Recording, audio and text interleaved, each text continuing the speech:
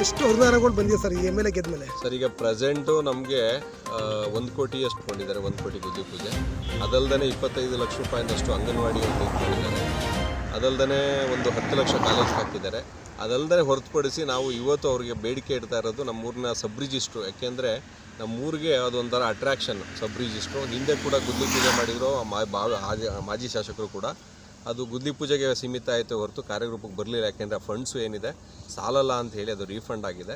ಅದನ್ನು ಮಾಡಿಕೊಡಿ ಅಂತ ಒಂದು ಬೇಡಿಕೆ ಇಟ್ಟಿದ್ದೀವಿ. ಹಾಗೆ ಹಲವಾರು ನಮ್ಮಲ್ಲಿ ಈಗ 2 ಕುಡಿಯೋ ನೀರು ಘಟಕ ಇರ್ಬೋದು, ಅಥವಾ ಡಬಲ್ ರೋಡ್ ಇರ್ಬೋದು, ಮತ್ತು ಕಾಲೇಜ್ ಇರ್ಬೋದು, ಸ್ಕೂಲ್ಗಳಿರ್ಬೋದು, ಹಲವಾರು ನಮ್ಮ ಮೂಲಭೂತಗಳು ಏನೇನು ಮೇಜರ್ ಇದೆ ಆ ವರ್ಕ್ಗಳನ್ನ ನಾವು ಡಿಮ್ಯಾಂಡ್ ಇಟ್ಟಿದ್ದೀವಿ. ಮುಂದೊಂದು ದಿನಗಳಲ್ಲಿ ಮಾಡಿಕೊಡ್ತೀನಿ ಅಂತಲೂ ಹೇಳಿದ್ದಾರೆ. ಸಾಲದಕ್ಕೆ ನಮ್ಮ ಮಿರ್ಲೆ ಒಳಗಡೆ ಅತಿ ಹೆಚ್ಚು ಕೃಷಿ ಭೂಮಿ ಇರೋದ್ರಿಂದ, ಯಾಕೆಂದರೆ ನಿಮಗೆ ಗೊತ್ತು ನಮ್ಮೂರಲ್ಲಿ 9 ನಾಲೆ ಇದೆ. ಆ 9 ನಾಲೆಗೆ 15 ವರ್ಷದಿಂದ ಒಂದು ಹಿಡಿ ಮಣ್ಣನ್ನು ಕೂಡ ಹಾಕಿಲ್ಲ ಅಲ್ಲಿ ಹಳೆ ಶಾಸಕರು.